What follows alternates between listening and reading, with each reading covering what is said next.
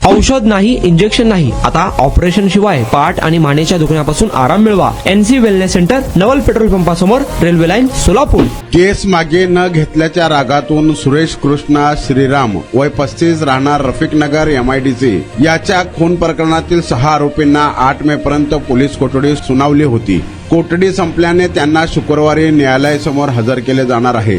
सुरेशचा खून करण्यापूर्वी आदल्या दिवशी कट रचला, त्यानंतरच ठरवून त्यांनी खून केल्याचे तपासात आरोपींनी सांगितल्याची माहिती सूत्रांनी दिली.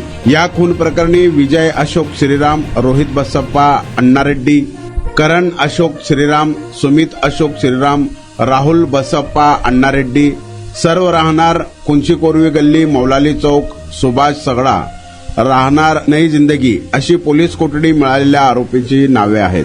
आरोपींनी सुरेशला जिमला जाताना मारण्याचा कट आदल्या दिवशी रचला. ठरल्याप्रमाणे रविवारी 3 मे रोजी सर्व आरोपी हे झाडाखाली थांबले. सुरेश जिमवरून घराकडे जाताना आरोपींनी सुरुवातीला काठीने मारून सुरेशची दुचाकी अडवली, त्यानंतर कोयत्याने हल्ला चढवला. त्यामुळे पोलिसांनी कट रचल्याचे कलम वाढविल्याची माहिती अधिकाऱ्यांनी दिली.